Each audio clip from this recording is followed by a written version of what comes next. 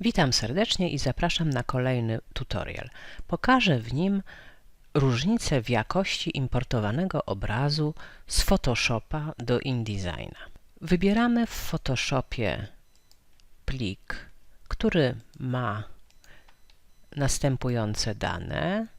Jeśli wybiorę milimetry, widzę, że jest to rozmiar A4 i rozdzielczość 300 dpi lub ppi.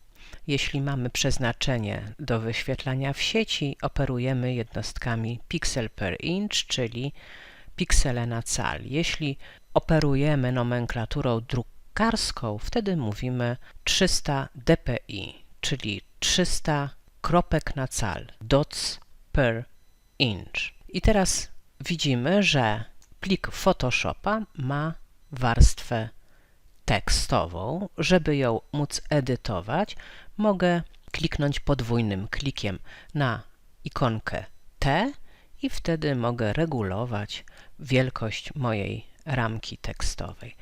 Po zbliżeniu widzimy, że litery pikselują. Jeśli ja ten obraz zapiszę i zaimportuję do InDesigna, wybierzmy ten sam rozmiar naszego dokumentu, czyli A4.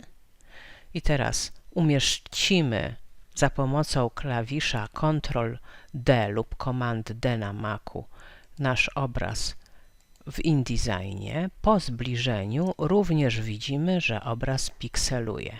Jeśli ja zapiszę mój dziewiczy obraz z Photoshopa jako plik Photoshop PDF i zachowam wszystkie predefiniowane ustawienia i zaimportuję go do InDesigna, stary obraz przesunę na obszar roboczy i tutaj zaimportuję żyrafa PDF. Po powiększeniu widzę, że jakość moich liter uległa poprawie i wyglądają one jak wektorowe obiekty, więc jest olbrzymia różnica. I teraz, jak wyeksportuję sobie ten obraz do PDF-a, po prostu plik żyrafa możemy podpisać i tutaj ustawimy nasze parametry bez kompresji. Wybierzemy ustawienia do druku.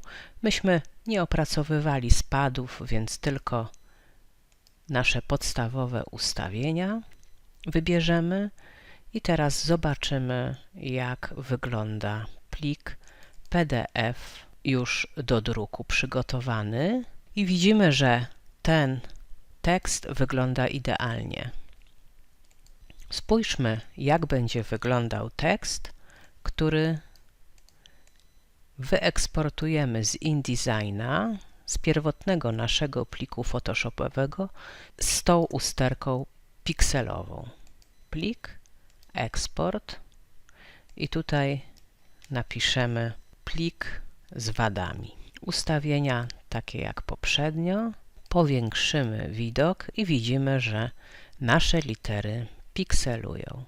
A więc, by wszystko przebiegało prawidłowo i by nasz obraz nie pikselował, pamiętajmy, żeby z aplikacji Photoshop wyeksportować do rozszerzenia Photoshop PDF.